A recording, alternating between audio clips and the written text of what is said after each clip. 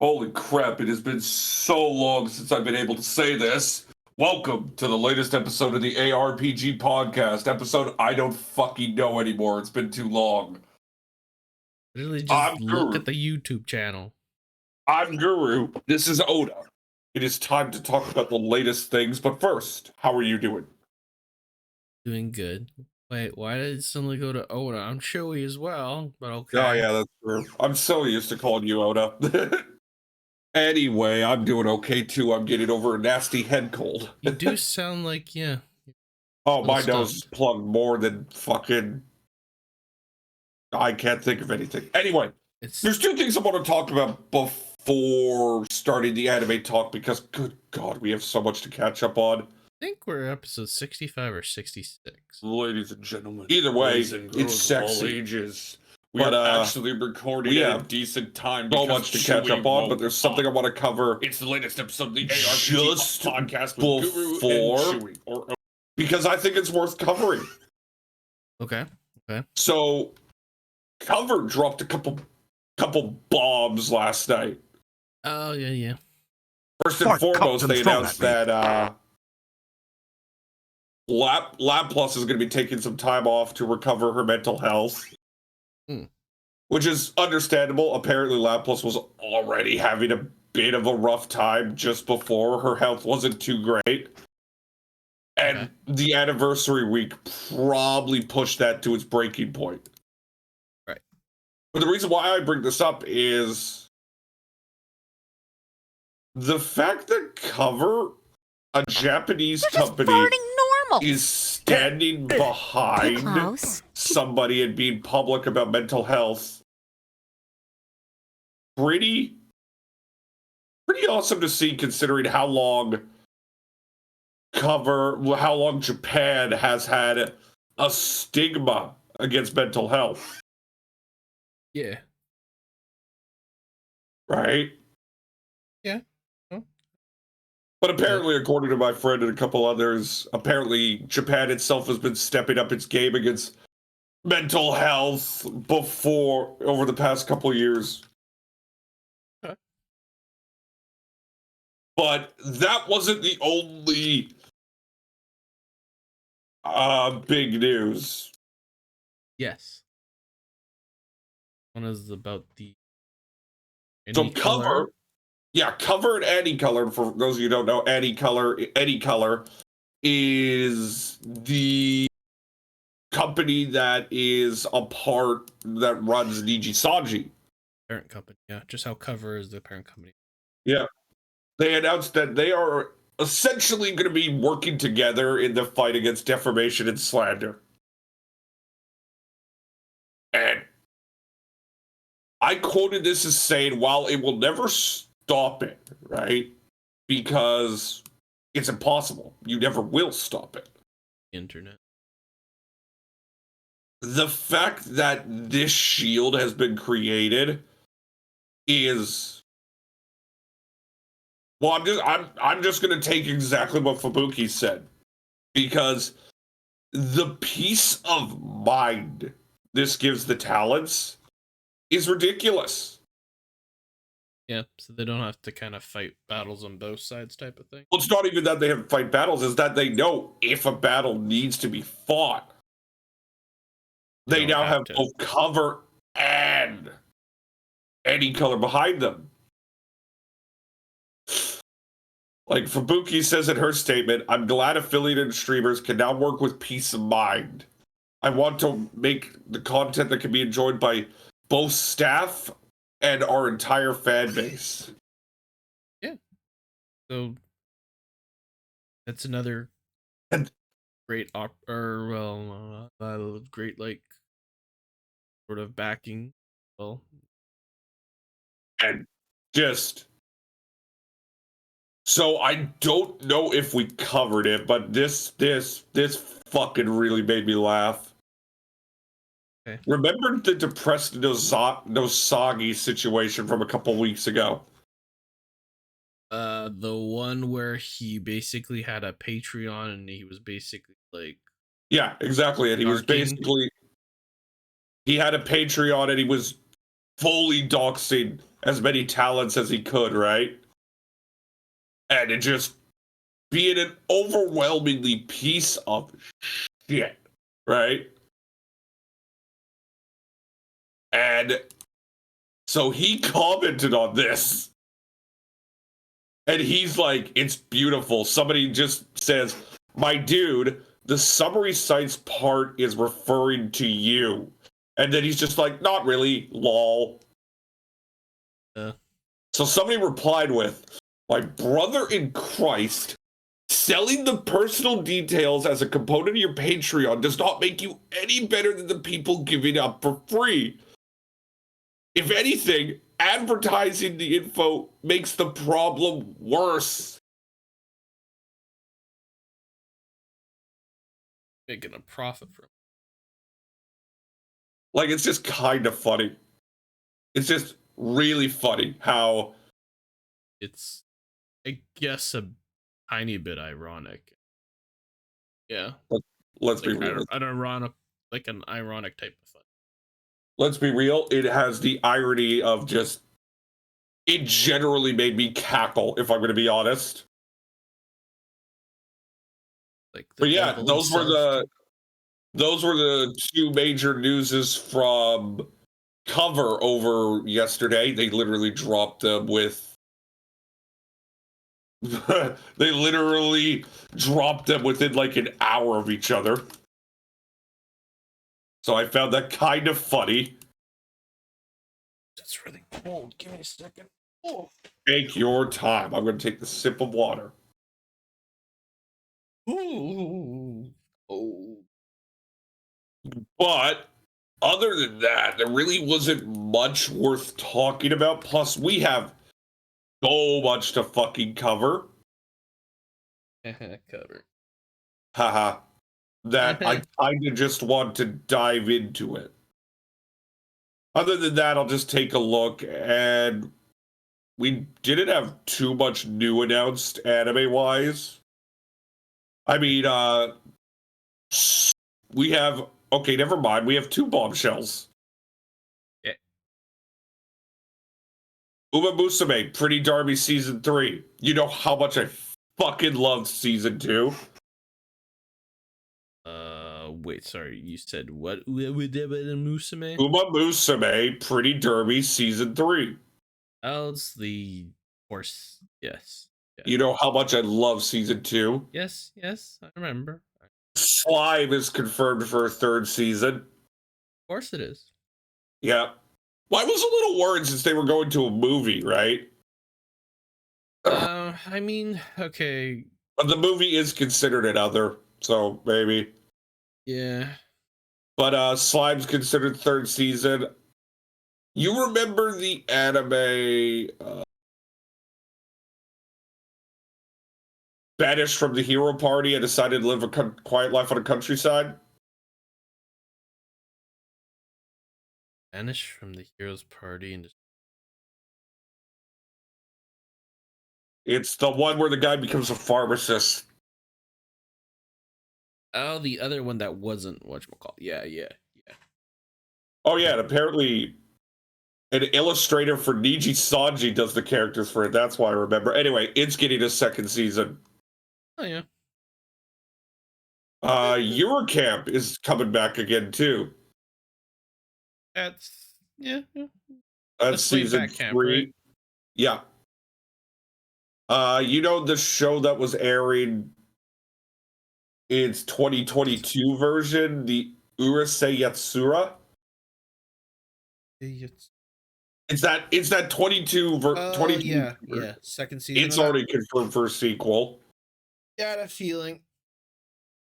Oh my god, Rent-A-Girlfriend still doesn't die. Just make it a really nice NTR porn now. Speaking of stuff that doesn't die, Ari Ferretta's confirmed again. I'm just gonna start watching it unironically now.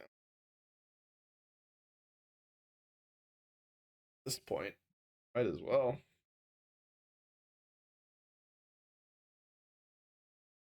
Anyway, let's talk about anime. So we missed quite a bit. As you know, Chewy, his computer exploded. Hmm. So I'm going to talk about Bleach for episodes 7, 8, and 9. And essentially, that was the episodes that ended the war. So episode 7 begins after you watch essentially just manhandles the head captain. Okay. And then you watch essentially manhandles our boy Ichigo. Like, it's not even close. Ichigo doesn't even come close. But there was something in the middle of this that a lot of people pointed out. Byakuya. Yeah, the white hair guy. Yeah. Not the white hair guy, the adopted brother of Rurika, right? Is that not the right hair guy? He doesn't have white hair. Yeah. I believe it, like, that is Byakuya, right? Bleach. Oh, the black hair with the weird white thing. Yeah, he has that white shawl all the time. Well, the best way to put it out is that he had a I'm dead moment, right? I think maybe someone else could Dead. get a turn. Well, No pretty way. much. No one after is touching Ichigo this breaks piñata but through, me. He meets Oh, I know it Ichigo, sounds and he crazy, is but does Klaus not know how to literally just fucked. Oh, give me a second. Sorry. What? Well, I'd love for you to explain me what, man. There was a chrome input. There we go. Okay. Anyway, as I was saying, audio playing in the background. as I was saying, essentially, I'm going to send you a picture right now. He essentially looked like this. So he was fucked. Right? So, like, he's just beat to death, bloodied up. Oh, okay, there you go. Yep. And he essentially asked Ichigo to go help. So forgive me for the asking his final favor, protect the Soul Society, right? Hmm. Now, it was made known to me that Byakuya was supposed to die there. Oh. Yep. Byakuya was supposed to die there, and it makes total sense, right? Uh-huh. It's a perfect character arc, too, because Byakuya was essentially the main antagonist of the first series, of the first arc. Wait, is this the one where people got really angry and threw death threats at the guy? That's what I was going to talk about. Oh my gosh. Apparently, and this was according to Nabaryu, who I quote quite a bit, Byakuya wasn't killed because the fans got too angry at the author. Yes. Yeah. So that kind of sucks. Now, of course, then they lay in the story that your watch is connected to Ichigo's mother, eventually pretty much revealing that Ichigo's mother was a Quincy. Yeah. I mean, wasn't that the case before? That's why Ichigo's like part Quincy, part Hollow, part. He's only whatever finding out human. he's part Quincy in this arc. Really? I Yeah. swear the whole meme about Ichigo is that he was literally part everything and that was the plot armor. Well, no, he's only finding out he's part Quincy now. Huh. Like, the only reason he was able to break through the prison is because he was part Quincy. Oh. And I'm going to be honest, I know where this plot goes, and I don't fucking like it. But I will get to that when it comes. Up next on the episodes, they introduced Squad Zero, which is essentially considered to be the most powerful squad ever, right? They are the squad that protects the royal palace, right? They're called the Royal Guard. And I'm going to be honest here. I have not been impressed with the characters at all. Like, the bald guy, the leader, Ichibi, he is okay. Like, I get we're just being introduced to them, but this is this problem with Bleach. I don't think we're really going to get to know them. Oh. Right? So that's a problem, and it's a problem that seeps into today's episode too, right? Mm-hmm. So here's the big thing. The big thing is revealed that Kenpachi. Oh, you know Kenpachi, right? The psychopath who is awesome. He is, the name Kenpachi is actually a title. Title. Yes, there have been multiple Kenpachis, right? Okay. And the title Kenpachi is given to the strongest Shinigami. Yeah. Now, I'm telling you this because I don't think they're going to explain anything of it. But the Kenpachi we know, Zaraki, gets in a fight with, well, this character.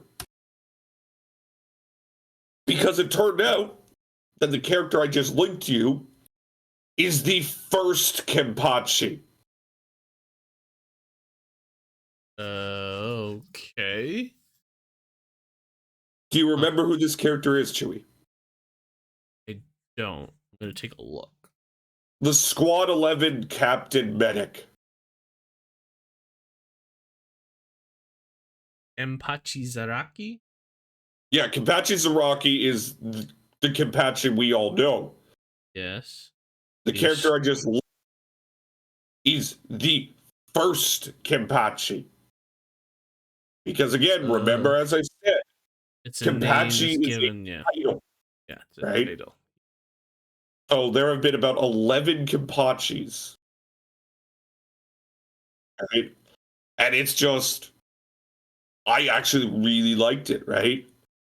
I think it's a cool way to explain some things. And I think it's also, it adds a little more to, in my opinion, the best character of the entire fucking series, which is Kenpachi Zakari, right? Huh. But as I explained in my little talk about today's episode, and this is the thing I want to reiterate, Bleach's problem right now is that they are introducing so many plots and they're never going to finish half of them. Yeah. Like, we are in the final arc of the series, right? Mm-hmm. And this is the first time in the entire series we are learning that, Kenpachi's not a name, it's their title. Right? Yeah. And it's just, okay, it would have been nice to probably know a little more about this. And then we also just it turns out the first Kenpachi wasn't this divine being. Turns out she was one of the most well-known criminals in the history of Soul Society. Right? Okay, yeah. Like, these are character-shifting events that we will not get much depth with. And it's kind of disappointing. Never gonna finish, yeah. Right? Never gonna actually get too deep into it, yeah. And they drop a bit of story, it turns out that she is the most notorious criminal in Soul Society, and Kenpachi admires her because this was the first person to actually give him a real fight. Right? But we're never really going to get any more from that. Yeah, we're not. Like, I'd love to learn more about the Kenpachi. Why was this system created? Why they made it seem like the only people who can be Kenpachis are like former criminals. But then, oh no, it looks like the 7th and the 8th aren't criminals, right? Okay. Yeah. It's just, and here's another thing. Apparently, the only way a Kenpachi title can be passed on is that they must kill the current Kenpachi. But if Kenpachi Zachary is already a Kenpachi, why does he have to kill Unohara, right? Give me a sec here. Keep going. I'm just... Like, it's just one of those things that does not make sense, right? Like, I'm assuming we will find out later, right? All right, But really, really cool. Okay. But what I don't get is that, again, it's introducing things that are never going to be really dealt with. Right?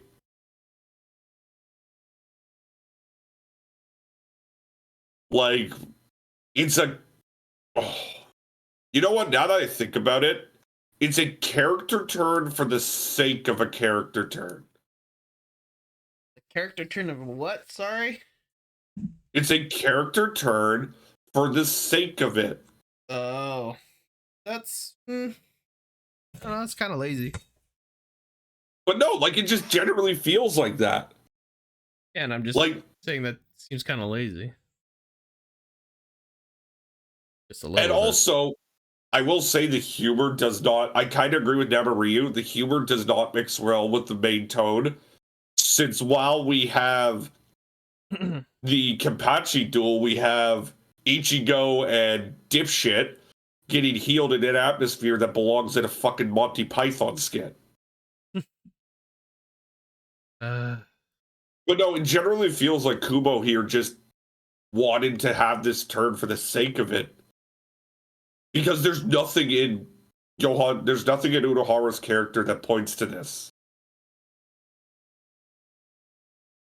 It's just like, it turns out she's the... Kenpachi actually was like this thing we had where you had like 11 of them and it was all titles, right? But then, and it turns out the first one is Unohara. You know, this girl who has been nothing but this calm and confident woman who has been one of the main healers in the whole Soul Society, right? Oh, it turns out she's actually been a complete psychopath who is one of the best swordswomen in the entirety of the Soul Society. Right? Yeah. Like, unless I completely miss something, it makes really no sense for this story turn. Right? Yeah. There could have definitely been more. Like, okay, you want to build up Kenpachi, right? Because Kenpachi's been built up as like the best swordsman in the entire Soul Society. Everybody pretty much states if he gets stronger, he will be ridiculous, right? Yeah. But I don't know. It doesn't take away from Kenpachi. I think Kenpachi's the best character in the entire fucking game by a country series by a country mile. Like, every time he's on the screen, I love every single moment of it. Oh. Okay. But Kubo could have done this a lot better. Anyway, and again, as I mentioned before in the last episode, Golden Kamuy is still on hiatus. I have no idea when it's coming back. There hasn't been any word. So hopefully we see it soon. Are we looking at Doom now? Yeah, we're moving on to Tuesday, which for me is Chainsaw Man. Sick. Oh, Matsuri finished singing. I was listening to it. It was pretty good.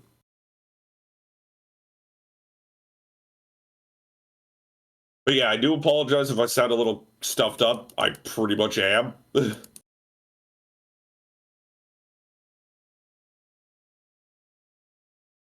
what I was about to say is next for me is Chainsaw Man.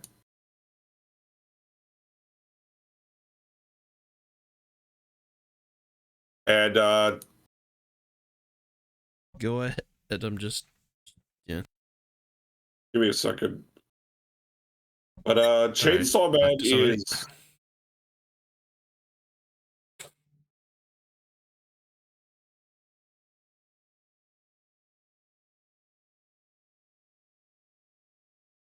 Chainsaw Man is Chainsaw Man is probably one of the best shows ever. It's so good. It's so hard for me to take my eyes away from it. Okay.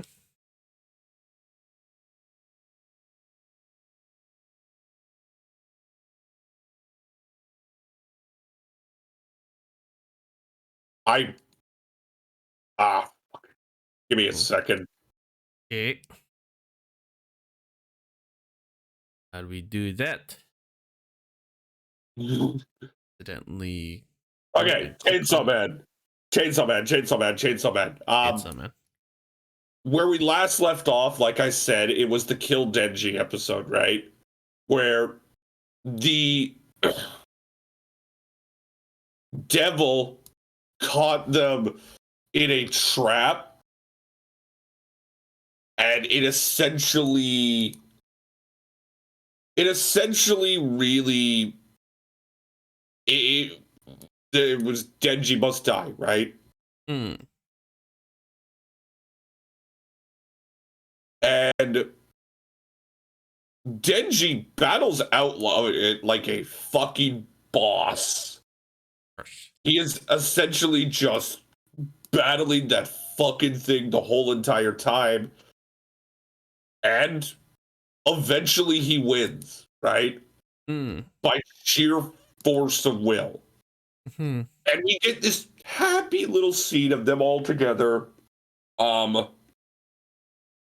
have the puke moment where the chick pukes in Denji's mouth. That was fun. I don't. And it was nice. Like, right? see that? Even if it's censored.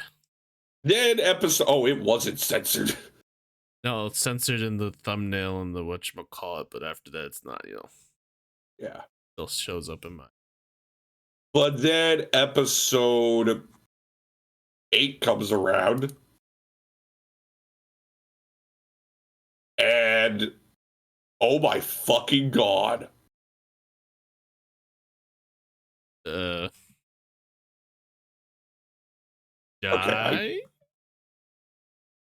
Okay, the thing I just sent you, I doubt it's that. But I'll take a look later.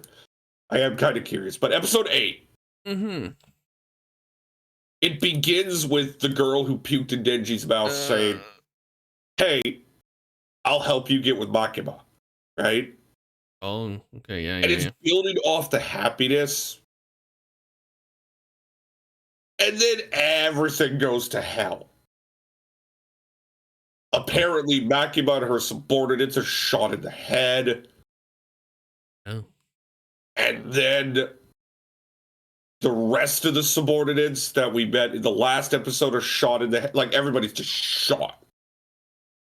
And it leads to a confrontation between Denji, Power, Pukey Chick, Aki, and 2 characters.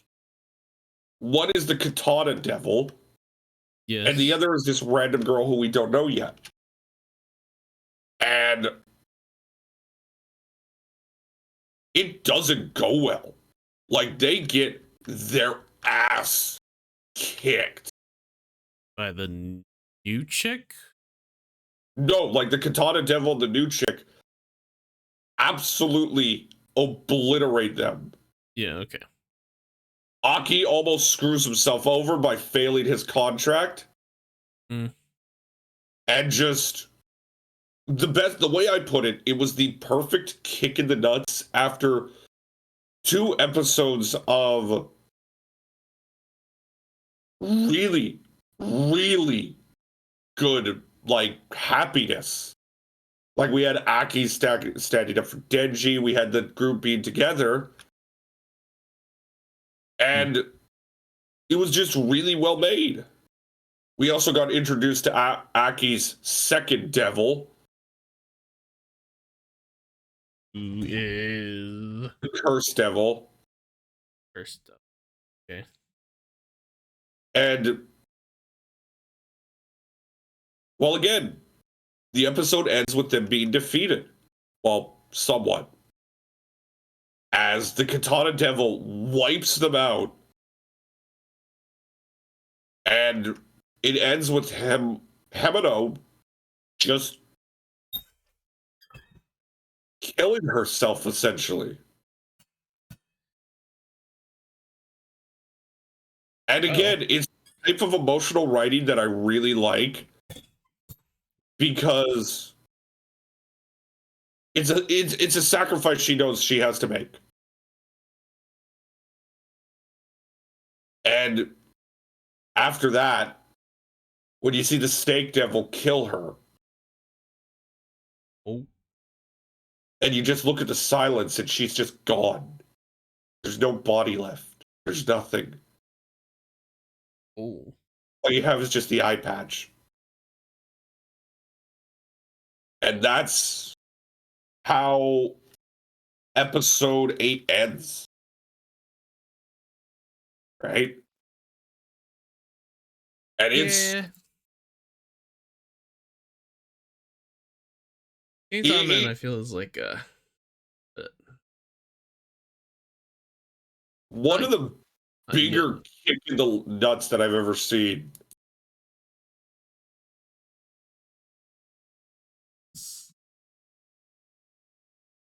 It's not like not like in every episode's kind of like you gotta expect to cry like to your eternity. It's just like they build it up and they're like, nope, fuck you, it's dark. We forgot to remind you that this is dark. This is not supposed to be happy. You forgot, didn't you? You forgot. Like, oh, okay. Great. At least that's the feeling I'm getting. Okay, I was wrong, thank God. Okay. It was just weird. When voices mix up, Chewy, you definitely sit there and go, huh. But no, so, like, I like the story turn, right? Mm-hmm. It also makes me wonder one thing. How long is season 1? I don't know, actually. Okay, it's right. Season 1 is going to be 12 episodes, which almost certainly means there's going to be a season 2.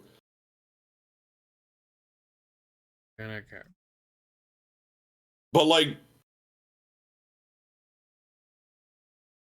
here's a question. Chainsaw Man. Probably the most hyped anime of the year, wouldn't you say? The year? Yeah. Like, I really can't think of anything more hyped. There's so much wait for it. Yeah. Do you think, like, it has met the hype and then some, in my opinion? Yeah. It's really fucking good. I think it's definitely met the hype. All right. That's it for me on Tuesday. Do you got anything? Tuesday. Try to get back into Shinobi no Itoki, but the only thing it's I just can not working. Huh? But it's just not working. No, my computer crashed several times, or I turned it off once, and then the other one was that it just died because of a windstorm. So I thought you were talking about it as I tried to watch it again, but I hate it. I can't really make sound He hates it, people. judgment until I get an actual time to watch it. I've seen some interesting clips of it so far, so I'm trying to get back into it. He hates every second of it. Like, it's not. I feel like this is not going to be an anime I'm going to watch until it's done, and until I'm done like catching up, or not catching up, but done watching everything else. Oh god, it does look ugly though. Holy shit. Yeah, it reminds me of Are you talking about that anime that was like, oh, it's that anime that aired last season. I'm trying to figure out which one you're talking about. It's the one that everybody hated due to the presentation. Talking about Summer, right? I believe it was Summer. It was a visual novel adaptation. It was a light novel adaptation with horrible visuals because the characters looked so ugly. It was the one that had mechs in a school. The guy was trying to make every girl be his girlfriend? No, I think he was trying to fuck them over. Oh, the one that you said that looks like a hentai. Yeah. Being a mob character is tough or something? I don't know exactly. Oh, here it is. I don't think that was last year. I think that was the year before. Trapped in a dating sim. A world of atomic games is tough for mobs. It was spring. Yeah. It's one of the most hideous fucking shows I've ever seen. And then you look at the light novel art, and the light novel art's actually pretty good. Yeah. The manga one's better. Yep. Anyway. I don't know. The visuals are meh. I'm not saying there's anything to give awards to, but I'm not going to say anything. I'll try to get back into it, but I'm honestly, I feel like I'm just gonna watch this after the season's over, and it's like maybe a slow season. Alrighty, Wednesday. Eminence of the Shadow? Yes, and then there's also the sword one, Tensei Shitaraken. Alright, well, we'll talk about Shadow first since we both watched it. I thought Sid made his first mistake. Which episode? This latest one or the one before, because we missed 2 weeks? Well, I'm just talking about the arc in general. Okay. Because the last 2 weeks are the same arc. Yeah, it is the same arc, yeah. But what I will say is that I think he made a genuine mistake and he's going to pay for it. Oh, the ending type of thing? Yeah. Yeah, I can see that. Because Sid's, I think I can safely say Sid's whole goal is that he wants to be the side character, the one helping the main character in a story, right? Yes. Well, that's essentially what he does here. Yeah. That's essentially what he does here in this arc. The main character of this arc to him is Sherry. Yes. Yeah. He wants to be basically the character. He wants to be a mob that is actually the strongest. So then he doesn't. It's not necessarily. But as I was about to say, I think he screwed that up Because the way he ended that arc altogether. Yeah. Because what he has done, if the way the show was hinting at it, and it was very clear that, in my opinion, they were hinting at it, Sherry's gonna want to kill him. Yeah. To her, Shadow has killed her father. The one reason she had to live. Mm-hmm. She never knew that her father was a piece of shit. Yeah. Right? So how the hell is Sid supposed to avoid being a main character now? right? Avoid being the main character, but not being the main character is mob character. Stay mob forever.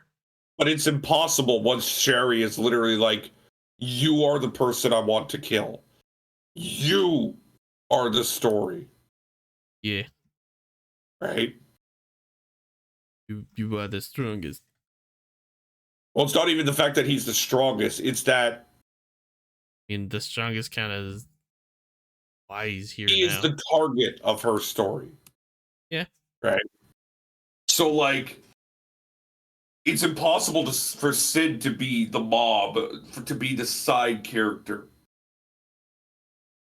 Because the main character of Sherry's story, the main antagonist, will be Sid. Yeah. Or will be Shadow, which will be Sid. Yes. So I'm wondering, A, how this will play out, and B, can we see it play out? Because again, you know what my main hope for this show is? I want to see a world where Sid realizes, oh, literally every single fucking thing I've been saying is actually true. That means everything I've done has actually mattered. Actually mattered and impacted something. Like, I want that so badly because it would be the perfect story turn. I don't think it's going to happen. No, it probably won't. And if it was going to happen, it's going to happen at like the end of the series. If this is interesting too, because like, oh, just tell her, bro, just tell her and stuff like that. At the same time, that would mean he's stepping into the non-main character role. That and people, I like this one sort of theory craft, basically, or not theory craft, but like theory to it, is that he actually decided to care for once and not, well, I don't know about not go full Chewy, but like actually, if he decided to care, he would have said something. Not necessarily, because like if in the end, right? In the end, right? Sherry's dad was the one that killed, right? Yeah, but Shadow killed him. Yeah, and decided not to say shit because he wants to stick to his Shinobi fantasies. That, or people. I don't know about people in general if this really made sense or not. I just thought it was interesting the fact that maybe he decided for one time that he wouldn't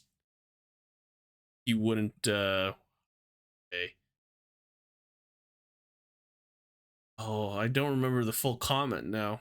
Basically, the thing is, already had moments where he could come out and show that he cared, but he always sticks to his fantasies. He always sticks to, I want to be the mob character. I want to be the background. I want to be the shadow that hunts shadows. Yeah. Anything that brings him out of the shadow, it goes against that one code that is so consistent with Sid. This is literally the only thing he wants to be. Right? So, like, sure, the idea of him caring for Sherry could have made sense. But again, it goes against everything Sid stands for in this series. It is. Right? It definitely is. So that's why I don't really agree with that theory, because if that was the case, Sid would have told her. Sid wouldn't have purposely waited for Sherry to get closer. Because he could have ended that fight at any moment. Definitely is kind of. But he wanted to create a story, and he's created a story where, my opinion, it's impossible for him to not be the main character. I don't agree at the same time that I understand the logic behind it, because this is what those characters are, though. They have, like, if it wasn't for the fact that it like focused on Sid and everything through that entire narrative, that we've always seen it from his perspectives and stuff like that most of the time.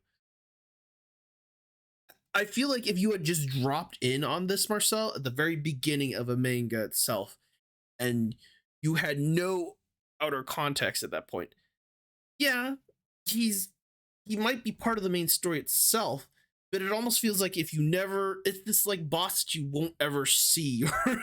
It's this, But what I'm talking about is, but again, my point is, I think Sid has set himself up to in an unavoidable situation where he has to go against his one moral code, right? where he has to become part of the main story, or that he is the main reason that anyone exists. He either has to become it or is part of it. I don't, because again, I don't how a think story like I don't think being part of it's that big of a deal though, because the eminence of it, like the whole but Chewy, character. what I'm saying is he's going to be the main focus. Because how is a story with Sherry trying to kill Shadow not putting the focus entirely on him?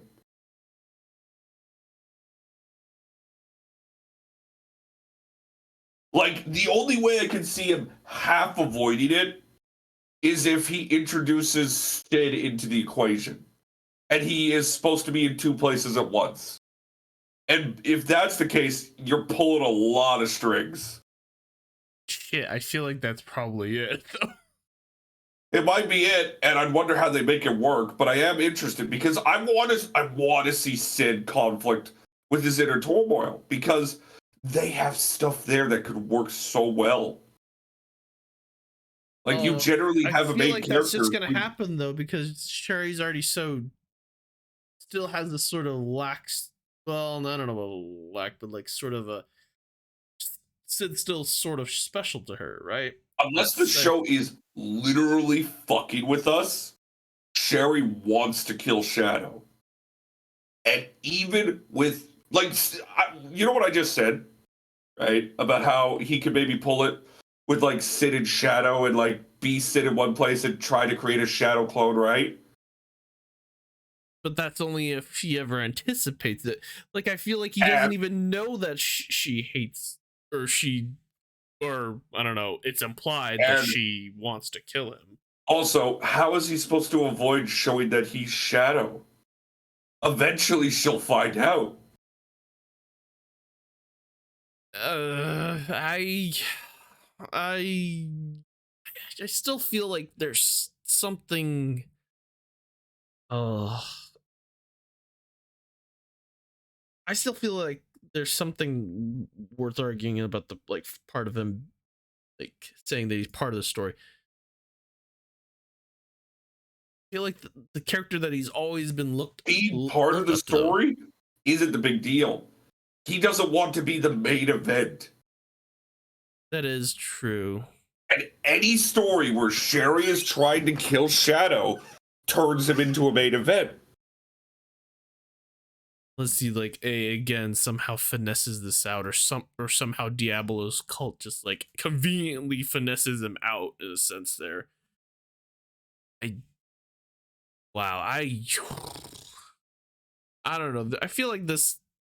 You say that this could be a big mistake, but I see this as actually a big opportunity than anything else. I see it as a big mistake for Shadow as a character, and I see it a big opportunity for great writing.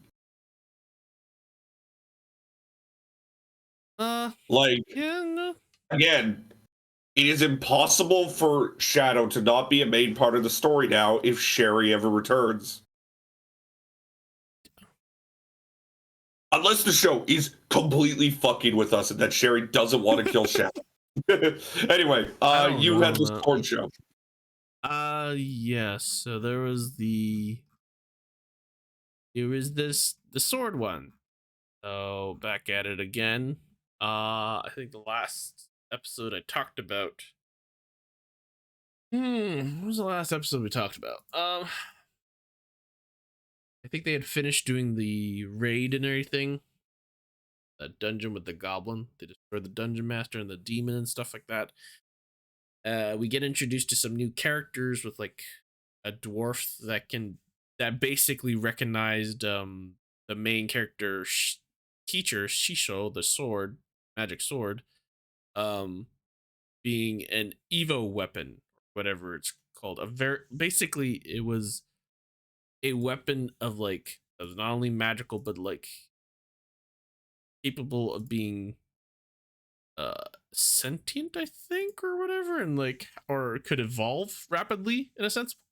Reason why it was called Evo weapon, I believe. What else? Another character was introduced afterwards named Amanda, was sort of elf and like a very, very strong adventurer, rank Sexy. A or something. Sexy, did you say? Yes, I did. You actually look at the character just now? Nope. Okay, then what are you talking about? What was the character's name? Amanda. Amanda. It's Amanda, I think. Amanda from Tensei Sword anime. Shuriken. Reincarnated as a sword. And her whole niche is that oh my god, no, I saw this. Okay, this character actually got a lot of flack because the design in the manga, and I don't know the light novel, but she's more voluptuous in the manga. She is we gotta very remember voluptuous in the manga. In a light novel, she's not. Yeah, this is a light novel adaptation. So I think they took the manga thing inspiration and turned it into the main character. So that was interesting. Yeah, okay it is a light novel adaptation. I'm okay with it because whatever. It was wow, episode 11 is literally in a holy shit, this show. Oh yeah, it was one of the first shows that aired. Yeah. So it's almost out, almost fully done. But yeah, it's we meet Amanda, who like this rank A adventure and stuff like that.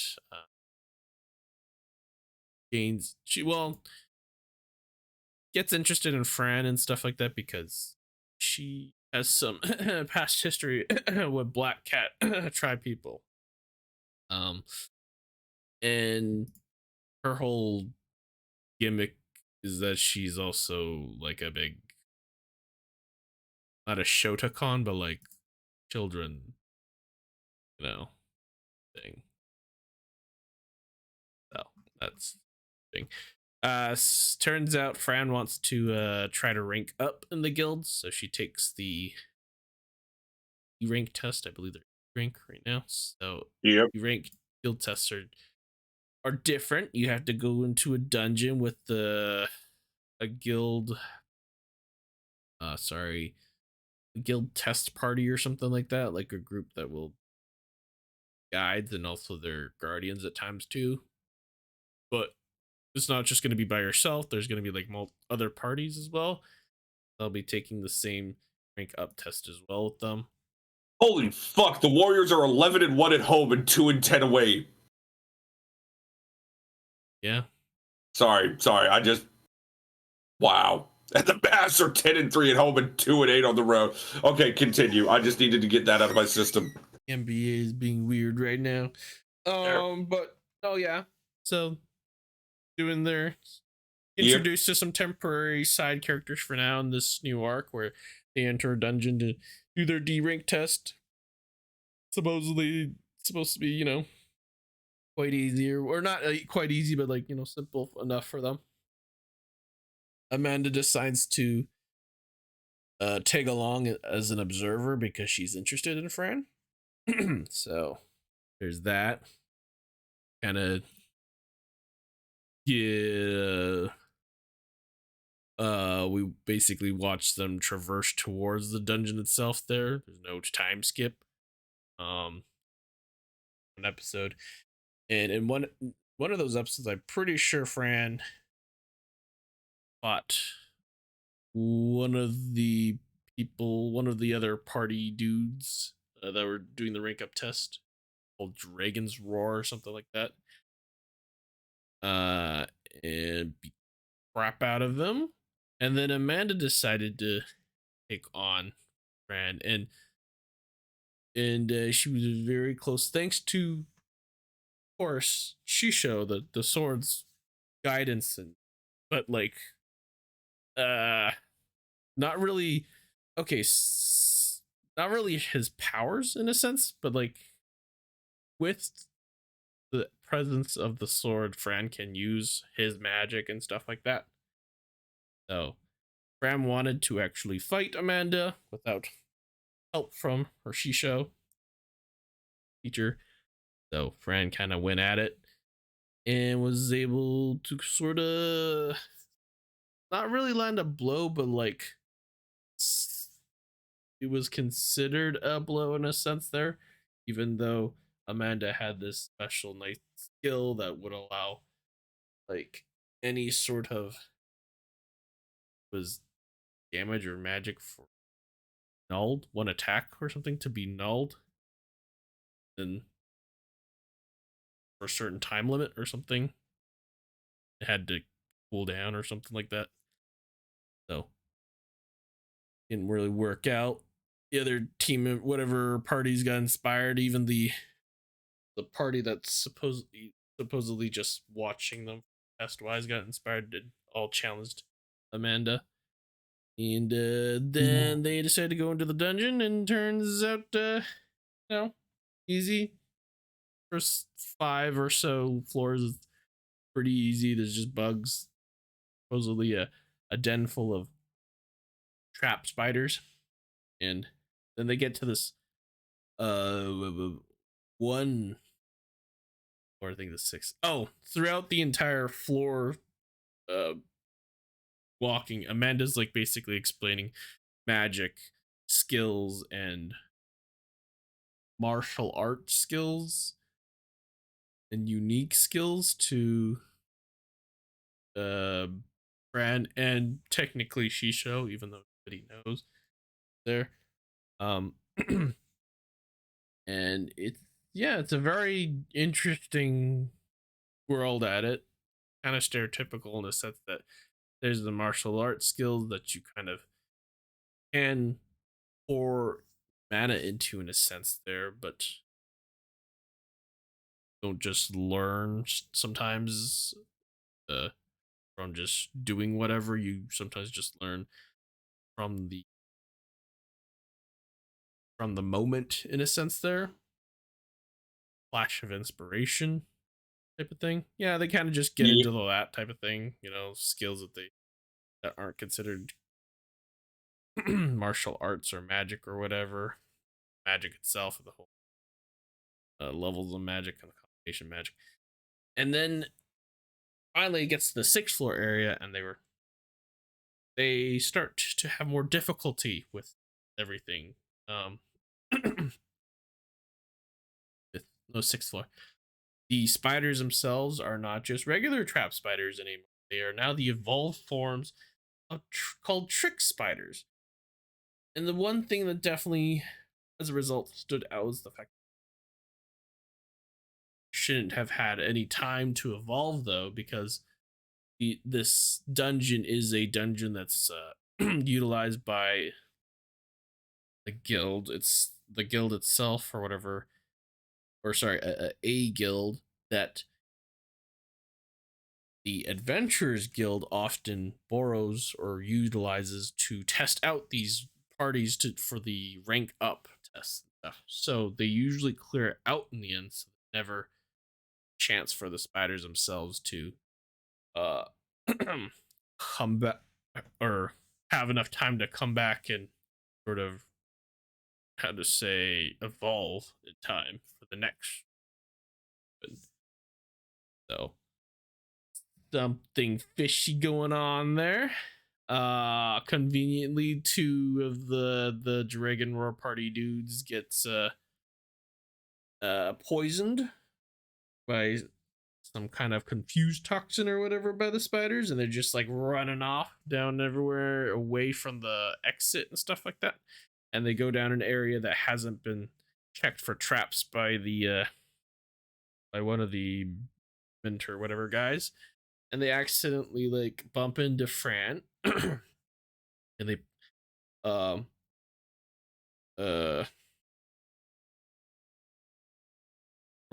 bump into Fran or accidentally bump into Fran and like turn a corner in a sense to the area that hasn't been scouted, and they trigger a teleportation trap, and they get teleported basically instantly. People are freaking out. Don't know where they they're poison and stuff like that. It is also, Marcel, get this, how very convenient. It is also a weapon disarm teleportation magic as well. So the Shisho never teleported with Fran.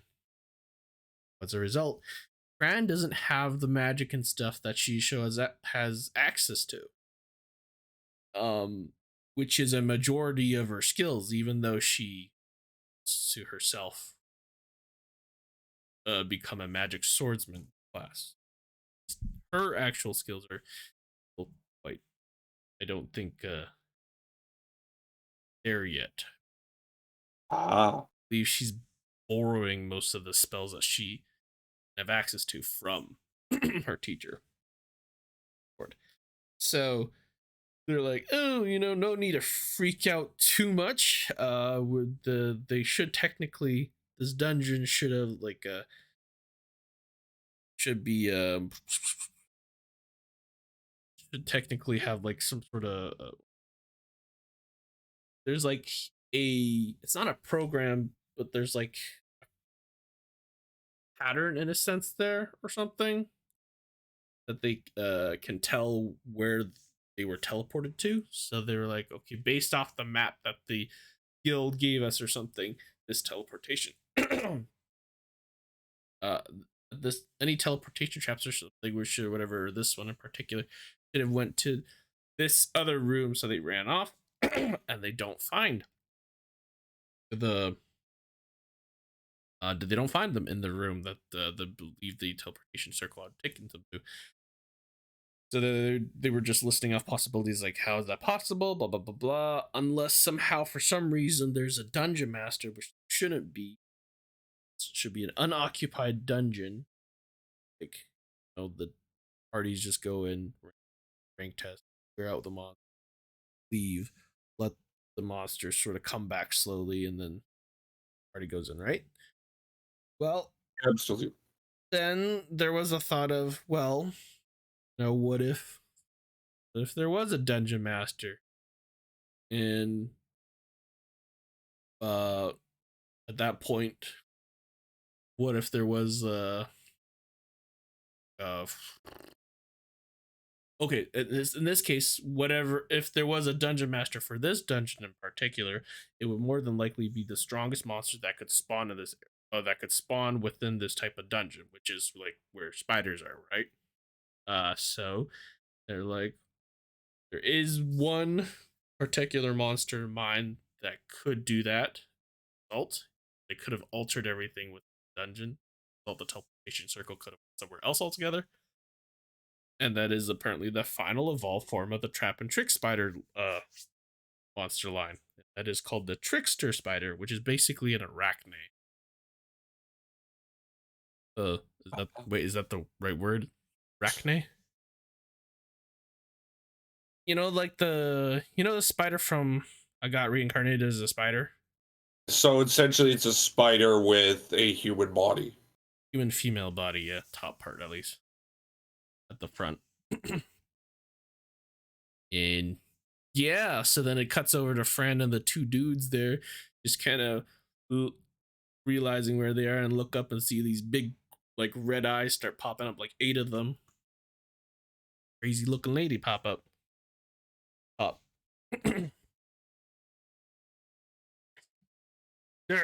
And then the teacher started freaking out too, because he couldn't use any of his skills to locate locate Fran and the dudes, so starting to panic as well. And he's still trying to pretend to be a regular sword too. That's been interesting so far, so gotta wait for next episode on that one. Alrighty. Well, I'll quickly talk about Mob Psycho now. It's great. Moving on. I'm not saying this to move on speed wise, by the way. It's so hard for me to talk about Mob Psycho because it is kind of like in the level of To Your Eternity. It is very emotional driven, and it's a show you have to experience. Yeah, you can see that. Anyway, love. Oh fuck! I have to. Actually, no. I actually have good things to say about it for once. Oh, the battles happened. Oh, okay, yeah, the fights with Like- the beta or whatever. Yeah, the beta fights have happened. So essentially, they have begun Operation 21st, which is their latest attempt at showing off the 00 unit, which is the Sumika clone I mentioned, right? And it's clear as day that the animators know these are the episodes you need to like get right. And it's been very good. The tactics are awesome. I love one of my favorite things they do is when they do little close-ups. So like they show the cockpit view of what the person is seeing, right? Okay. I believe the Halo TV show did that with the first person view, right? Okay. You didn't even pay attention to the Halo TV show, did you? The anime one? No, the one that was released on like That the animated one? No, it was the Paramount Plus. No. They literally released that one. No, yeah, that one definitely was not. a piece of shit. But no, so essentially what they do is they do views from the cockpit. So you essentially see what the pilot is seeing. Mhm. I love when shows do that. Okay. But like, it's been good. The battle's been great. It's been animated well. I always love the battles in this series, right? Mhm. Because the beta themselves were not this. They weren't this mindless thing. They have a mind and see the tactics they point out and whatnot, and how they use their heavy laser class to like stop enemy attacks, right? Yeah. Like, there's a lot of stuff about the beta that I generally love. Mhm. And it's so weird because, just how it is. Of course, the episodes where the beta are being battled are the best episodes. Right? Like, it's just a simple fact. Fire. But yeah, no. So, like, the past 2 or 3 episodes of Move Love have been honestly, well, 2.5. 2.5. Two. 2.5 men? So, like, yeah. they've been the best. Okay. And that's just a fact. So now for me on Thursday, it's Hentai Collection. The problem is, and I'm going to talk about this. You say, okay, you said Kentai Collection.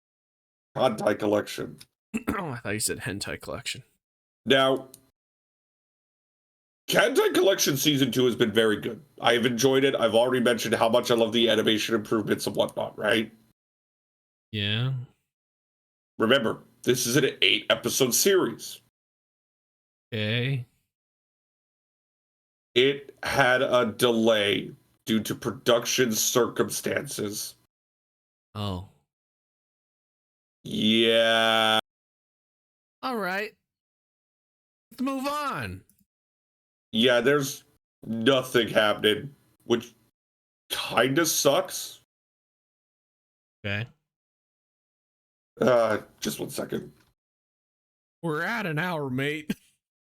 Gotta keep going. It's only been an hour? It's been an hour. It feels like it's been 2, if I'm going to be honest. Well, that's probably because your head cold, so let's keep going. What I was about to say is that I generally do not like hearing that there's been production issues in a 8-episode anime that has been in production hell for 7 years. Yeah. So we won't be seeing it again until December 15th. So that, and what's kind of disappointing is, again, Ken Cole's been pretty good. Anyway, moving on. We got another 8-episode anime that has been fucking exceptional. Hey. I think Arknights is a sleeper hit of the entire year. Like, I'm just so madly in love with this show. And I really think a lot of people need to watch it. People will just say, oh, it's just a gacha. The story has gripped me. Like I said, they've went to the equivalent of China recently, right? Yeah. And all the issues with that are awesome. I love the inner turmoil between every character. Like, the character they're trying to catch, I believe her name is Misha,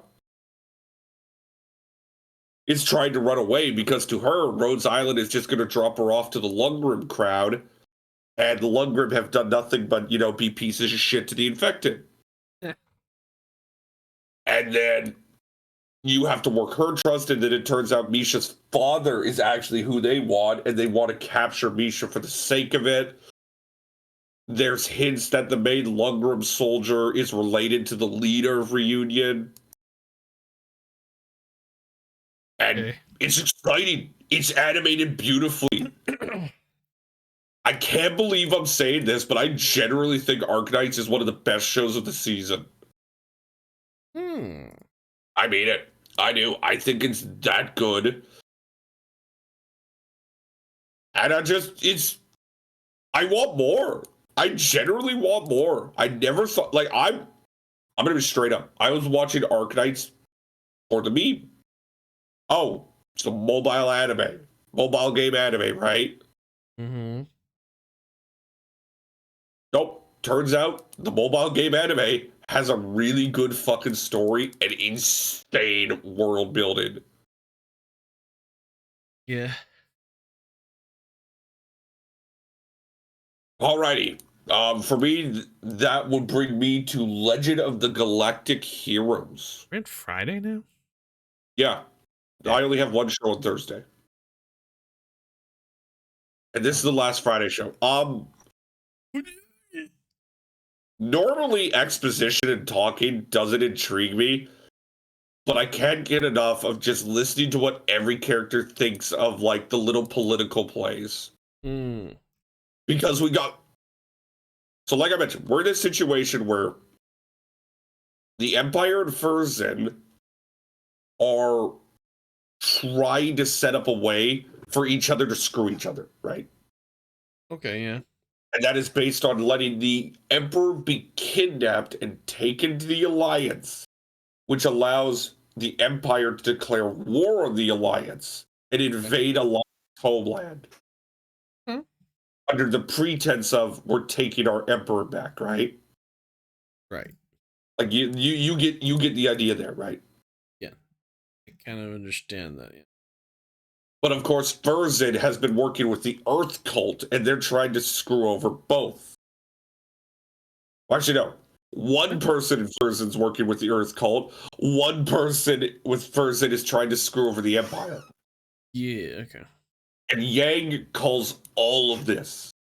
And he's trying to figure out what to do, while also under the pressure of, like I mentioned before in an episode, just saying fuck it and taking it over the Alliance.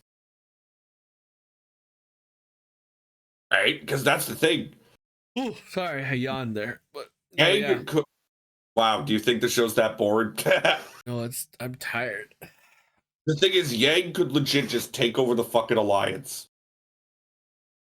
He already has the support. He already has the politics. He could legit just walk in and take over. But of course, Yang, right now, won't. But he's starting to believe it might be the only way to truly stop all of this. Because again, he literally calls exactly what Reinhard wants to do. Right? He calls exactly what he wants to do. What? And this isn't like me saying Reinhardt's plan is stupid. It's actually really smart, right? But I think it says a lot to Yang that he is calling everything, right? Okay, yeah, He yeah. is calling everything. Everything is within his prediction. Yeah. So that is where we will leave off Legend of Galactic Heroes with Reinhard declaring Operation Ragnarok. What? What? I just saw something dumb on, but okay, yeah, Okay. yeah. That's my Friday shows. Okay. Saturday, Boku no Hero Academia. Oh God, we got so much. We got so much on Saturday. Okay, Boku no Hero Academia. I believe this is the end of the war. Is it? Well, the war doesn't go too long, right? Let me check the story arcs. I believe we're close to the end of the war. Ow. But essentially, what happened in the previous episodes, a couple of things. One, I still love how Aizawa cuts his fucking leg off Oh. to stop the quirk destroyed bullet from hitting him, right? So, like, he pretty much cuts off from his knee down. And yeah, they're actually, in the war itself, there actually isn't too much yet. They're at Dabby's dance. And the next chapter isn't, like, it's near the end of the war. Essentially, because last episode ends with, I believe, Shigaraki being teleported away because All for One is a cunt. So Shigaraki's teleported away because, well, not powerful enough. But there were a couple of things in this episode that I loved. One, the vestiges of One for All stop Shigaraki from taking Deku's quirk, which is really cool. It continues the story of Shigaraki versus All for One, as they are essentially fighting for Shigaraki's body.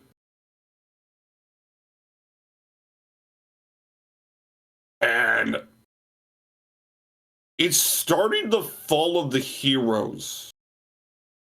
Oh. As you kind of can't have the villains trying to destroy everything and nearly doing it without some repercussions, right?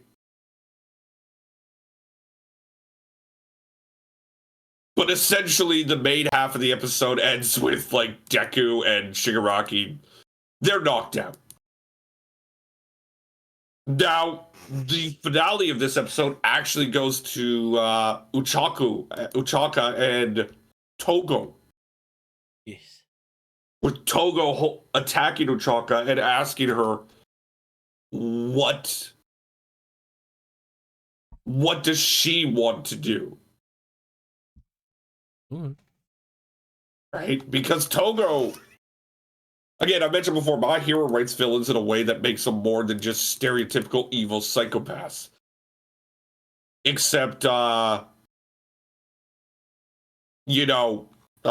fucking All for One, who is just a psychopath.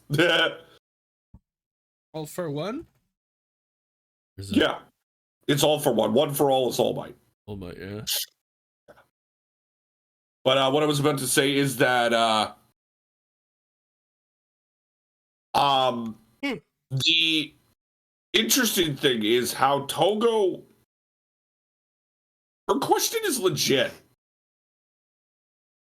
Because remember, Togo's best friend twice was just killed.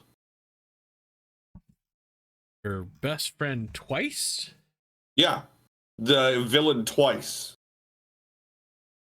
Oh. The okay. villain's name is literally twice. Yeah. Right? Yeah. Oh. Yeah. he was killed by hawks. And she, by the way, there's about 3 chapters left before the war ends and the aftermath begins. But she, of course, to her, heroes shouldn't do that, right? You're heroes.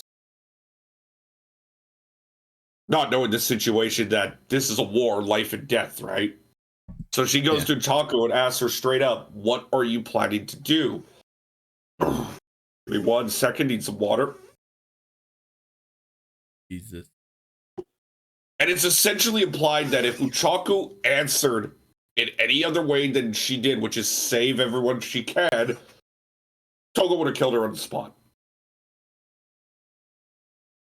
And I like those stories. I really do. Anyway, Saturday's a big one.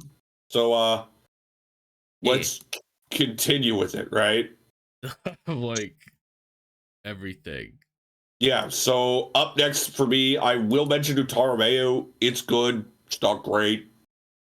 I do think this has been episode. Oh, No, I'm talking about the series itself.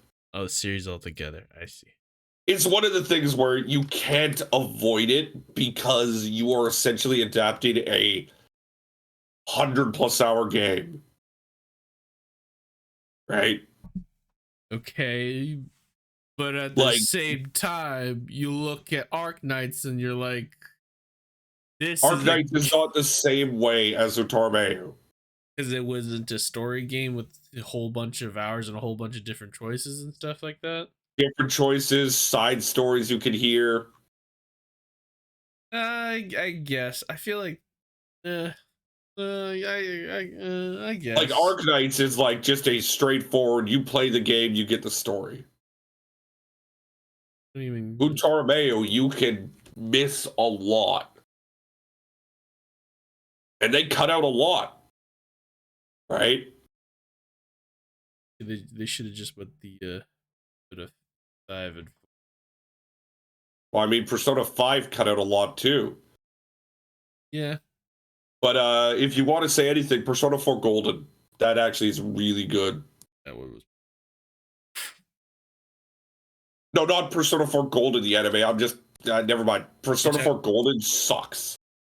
The original adaptation, the 25 episode Persona 5 anime, is fucking great. Wait, what are you talking about now? Okay, You're saying the Persona 5 anime was great? It didn't miss out? There are 2 versions of Persona 4. There's Persona 4 and Persona 4 the Golden animation, right? Yes. The Golden animation sucks. I like the other one. Yeah, the other one is much better. It was kind of weird with the whole.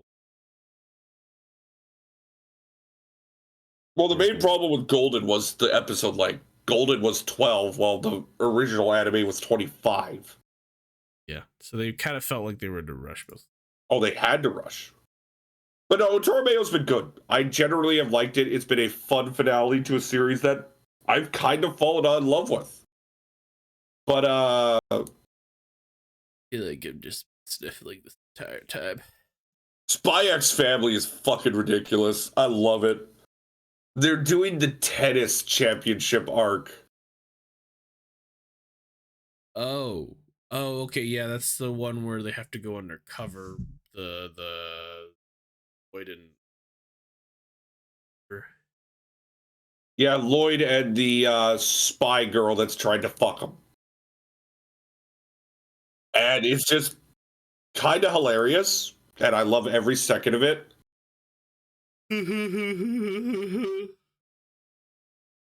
I mean, just the steroid twins kind of made me fall off my chair.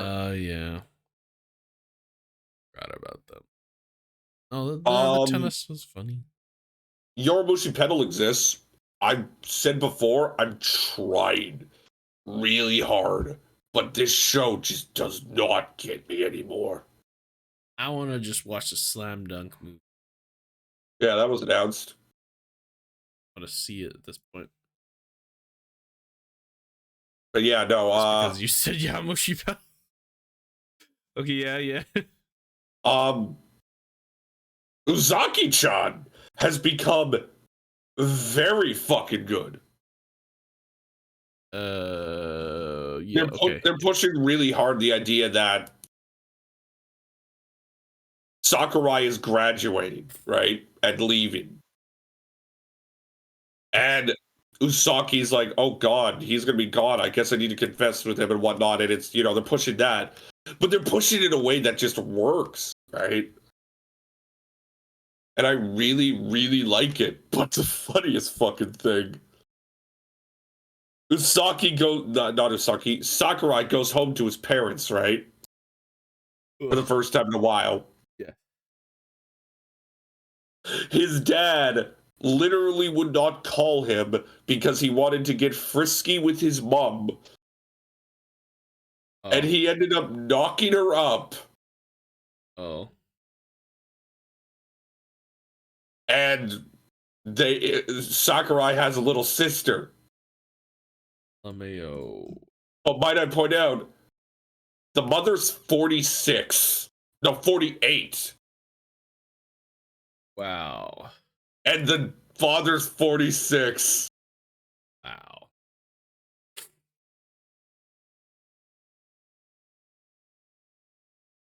Honestly, just reminds me of my parents. Though they didn't actually. Yeah. No, that just totally reminds me of my parents. Yeah, no, but the funny thing is, the father, he didn't want him back, so he never told him. They cut to him, flashback with the father sitting there with the wife who's pregnant, and it's just like, oh, he's at school, yeah, not coming back. He won't be coming home for New Year's. He's really living up the life in college, and the wife's just like, but I want to tell him the news. I gotta admit, it was pretty fucking funny. And then when he holds the little sister, he's like, I'm your big brother of 21 years. Yeah, but I'm like, ma'am, you are impressive to do that at like almost 50. But no, I generally thought that was pretty funny. Yeah. And I do think Usaki-chan has, again, it is greatly improved.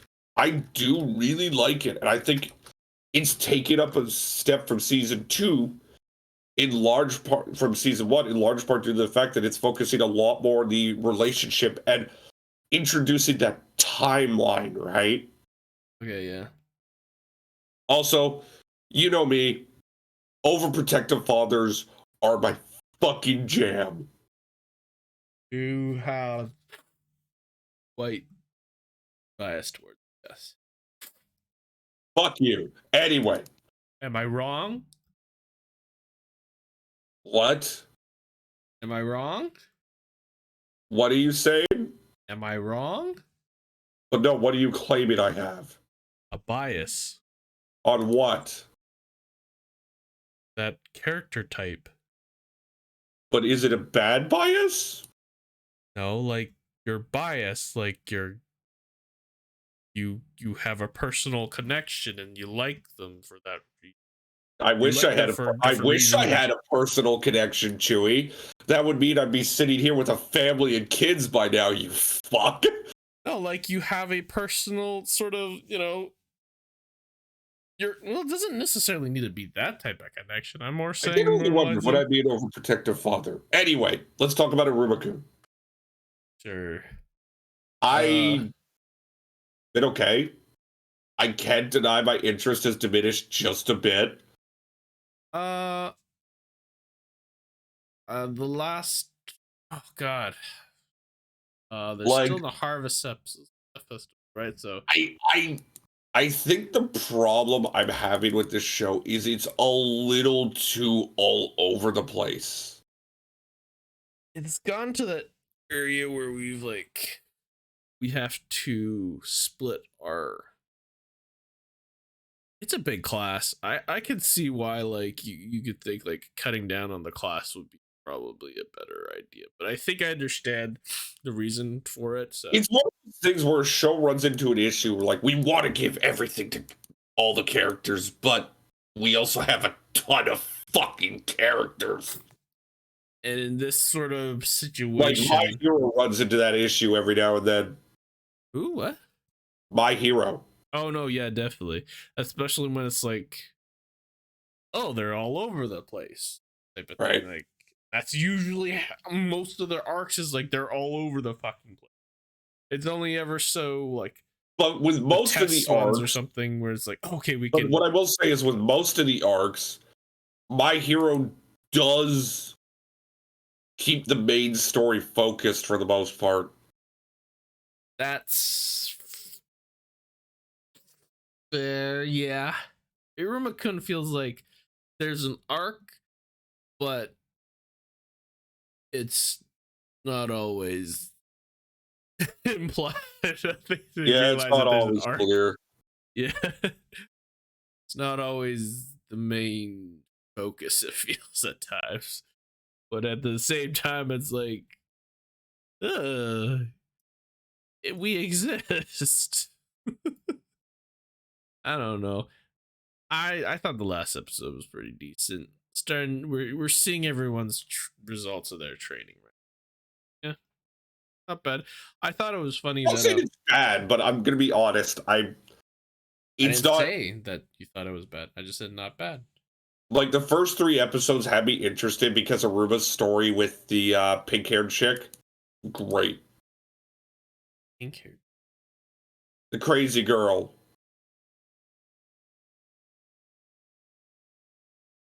Hair chick. Oh, what? Pink hair chick. You know, the This- girl who looks like a different version of Clara?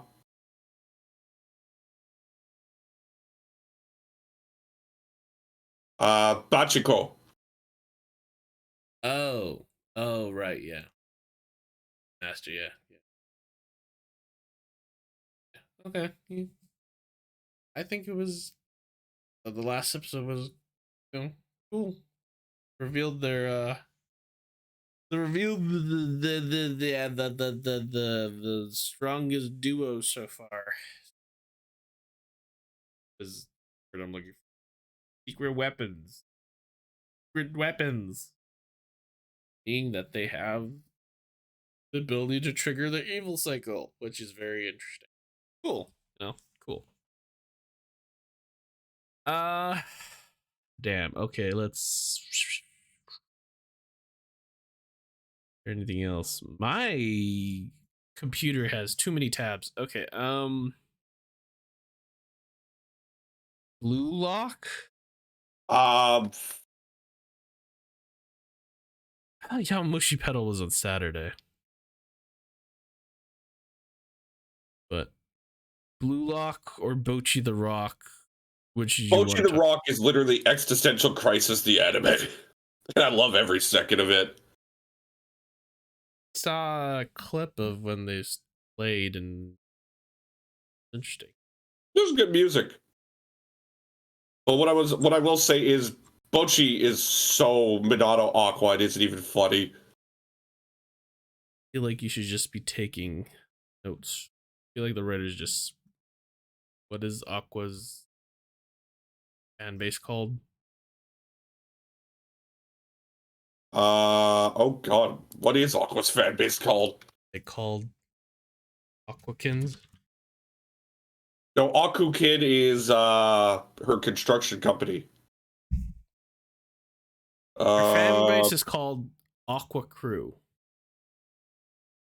son of a bitch, that's really simple. Really? Um, Is that it? What are the Her individuals fan base called? is literally called Aqua Crew. What are the individuals? There's Don't- no individuals. There's just okay. Well, I feel like the writer just named who's part of the Aqua Crew. There you go. I Maybe. don't know. Anyway, I really like. No, I generally enjoy that show. I think it is really well done. I think that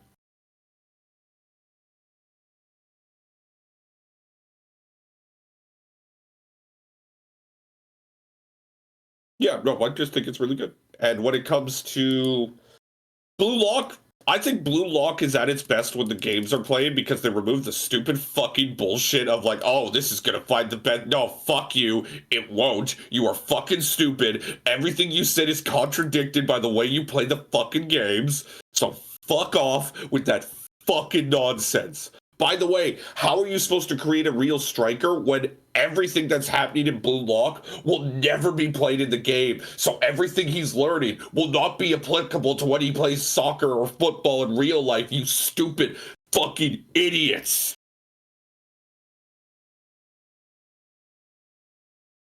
Meanwhile, Japan lost to Croatia, so they're not in the World Cup quarterfinals. Yeah, 3-1 on penalties and 1-1. It was 1-1, then 3-1 on penalties. It was a good effort by Japan. They really showed a good possession game. I thought Ritsu Doan was probably the best player in all of Japan. If I remember, Ritsu's now playing in the Bundesliga, isn't he? Let me check. Ritsu Doan. Yeah, he's playing with Freiburg now. He came from PSV. Yeah, he is really good. And wait for the Blue Lock memes to go away now. But no, like, honestly, look, I may be critical on the structure of the narrative of Blue Lock. Animation game-wise, it's usually always pretty good. This one, I thought there was a bit too much exposition in episode 9. It's like, oh, I have this power. Oh, he has this power. What if I do this power? And it's just like, when you keep comparing it to Haikyuu, Haikyuu was never overwhelming with its exposition. It was just characters had gimmicks or powers, like the defensive wall team, right? That they kill, yeah. Haikyuu, the Iron Wall team, right? That they kill, yeah. Yeah, that's simple, straightforward. Doesn't need to be said 50 million times, right? Yeah, and then it's interesting later on when you realize that there's a lot more walking than you realize, and they kind of expand on it later. Yeah. Growth. And then there was Okikawa, who's still one of the best fucking characters in the history of the fucking anime, right? Like how? Yeah. Yeah, I love him so much. A great server, right? His whole thing was like he was an unbelievable server and a great setter. But no, actually, it was the opposite. It was the opposite. His setting was first and foremost, right? Yeah, his setting was first and foremost. His serves were still a great weapon. Yeah, and then the serves were revealed, right? Like Haikyuu, they had moments like that, right? But the serves were first, even chronologically. No, I think it was the setting because Kageyama was wanting to be the best setter, right? Well, it was indicated, right? But he never actually. The first time they actually played, he was only playing pinch server, no? Oh God, it's been so long, man. No, yeah, I think that's correct because he never actually. So the first practice game they had. The practice game. He didn't play, and then he was late or something. So they said, they got them at the very end, and he only served that because the game was over by the time they got or Karasuno got another point, basically. Yeah, but no, I think Blue Lock. This episode had a little bit too much exposition. It happens. That's actually it for my Saturday shows. I really just want to watch Inazuma 11 with you just so I could record. I don't know, we're going to Japan in 3 months. I'm not watching Inazuma 11 with you during then. Fuck you. Why? I mean, aren't we going to watch something in the hotel room? Oh, I guess. Like, outside of watching Fez on the dates of Fez, like, why not, right? We're gonna have to find some reliable. What, for Fez? No, for Inazuma 11 because it's so old. Yeah. Let's see here. Sunday. Mobile Suit Gundam. I have not watched. Okay, I'll talk about Mobile Suit Gundam, but what I will talk about is not talk about To Your Eternity, because I'm still trying to recover from To Your Eternity. Look, I just, what the heck, man? This is. Look, we can't talk about it without spoiling, so you just want to stop here? To Your Eternity? It's just.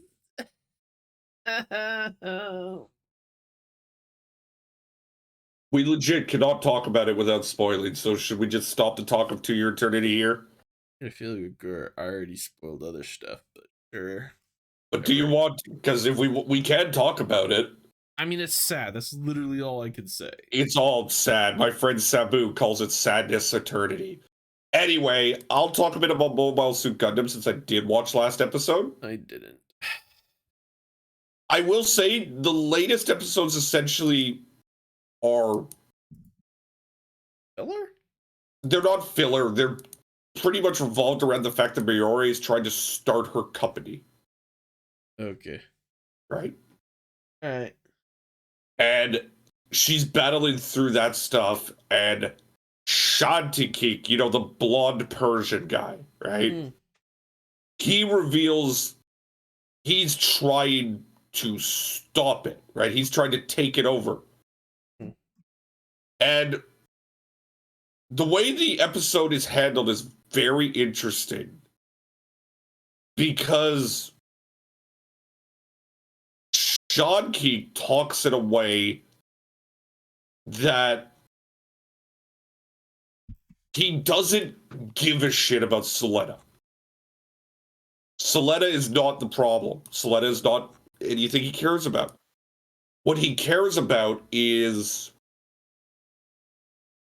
Morone. Right.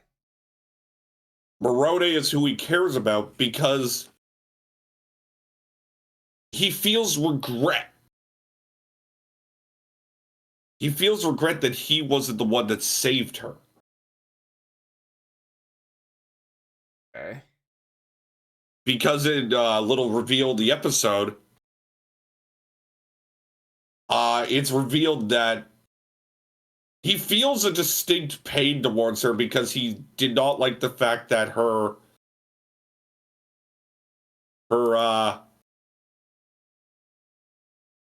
thing was like her wife, and that was revealed. Her fiance was the holder of the dual thing, right? Right, yeah. And he didn't like that. Oh, yeah. He wanted to protect her. And when Suletta came in and did it, he became jealous. So that's why he's trying to take over her company. And he's not like, he could literally just try to get Suletta because Suletta's the one that has Ariel. But instead, he's after Ariel and Morone. He's after control of the company so he can be her protector. Hey. Because if he's the boss of the company, he can be the one that allows Mayorde to chase her dreams. Right? So that's his goal. He wants to be Miyone's right knight. But of course, with Suletta there, that ain't gonna happen. Yeah. And the fight is pretty good. It's a team battle, right? And the way it ends is poetic. Eventually, Shantikik gets into a position where I will finish off Ariel. And as he's getting ready to finish him off, the pink-haired girl, Choo Choo, shoots him from a couple miles away. Dang. In the head. Oh. Winning the duel for the Earth House. Dang. And you kind of see Shantikik accept it now. he understands that he can't be the one to protect her. Yeah. And it's a learning experience, and I like it because I thought the show, I generally believed the show was going to have Sean Keek win there. I generally thought the show was going to have Sean Keek win, and it was going to force him into a villain role. Because I don't think Sean Keek's meant to be a villain. So, I like it. And I hope this pushes the story forward because I think look, I know Morone's dad is the main antagonist. Feels like right? it, yeah. But let's be real, Morone's dad has done next to nothing this series. Yeah. We have yet to have real antagonists step up. I think the show desperately needs a main bad guy to step up, right? Something. Like, it needs something for someone to hate. Something from someone to just exist. And I'm kind of curious where they're going to get that.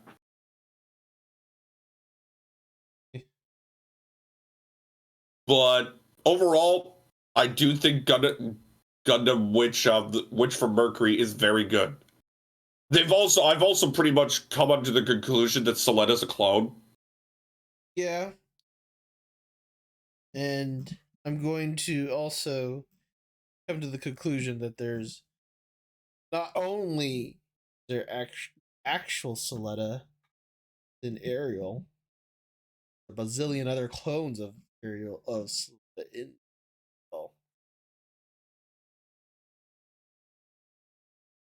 I don't think bazillion. I think one. I don't know, but if I not bazillion, that might be a bit more. Like, it would not surprise me maybe if like one for each of the little funnel things, okay? maybe, but what it would not be surprising is, say Ariel dies, right? Say in the end, not Ariel, the girl from episode 0. Yes. The one who everybody believes is Soletta, but really isn't. I've already come to the conclusion it's probably not. What if the theory is that while she could use the Gundam as a child, it eventually did kill her? Oh. But because of that, the mother was able to find a way to make it so that it doesn't kill people. Oh, I see. Now, that's that's really dark. Holy shit, yeah. now here's the thing. There's a couple things that don't support this, is that Suletta's mother changed her name, right? It used to be Elnora Samaya. It's now Prospera Mercury. So Suletta's name was Eric Samaya. Now it's Suletta Mercury.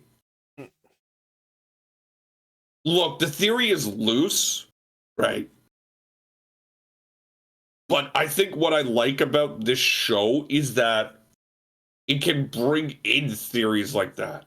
I think a theory that this is a clone of Soletta makes sense, especially considering the guy in the Happy Birthday fucker. Right? Okay, yeah. The guy By the way, again, sorry for yelling at you like that. that's fine. But what I was about to say is, I kind of want that story to be true.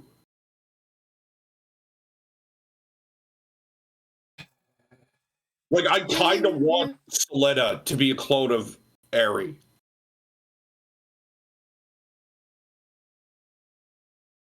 Yeah, I don't see it as that being big of a stretch. I feel like that's definitely possible.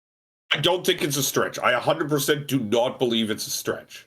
I don't think that's much of a stretch either, because we've already kind of talked about clones as it is that exists. There's something in me. There is something in me that's saying I don't think that's going to be the case. Yeah, same. I almost feel like they're not gonna go with it because it's just so predictable. I don't think it's predictable per se. I think it's because it isn't predictable. It'd be a really good twist, but it's a risky twist. You're essentially saying that main character you think you grew up with, you think you knew, isn't that. Yeah. That's hard to take.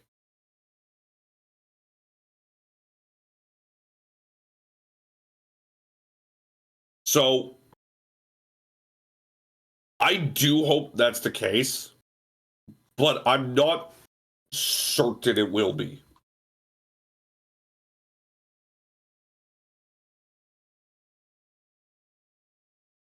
Like, again, the wiki makes it very clear that Eric is trying to really paint it that Eric or Eri is Soletta. But there's just something about the way the Gundam Aerial works. It's as you said.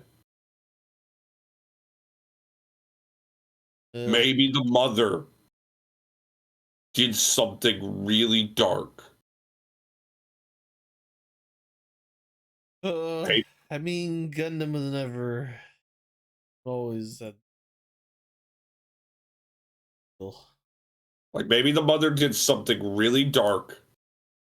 And to allow Gundams to be piloted by humans and not die, maybe she killed her daughter.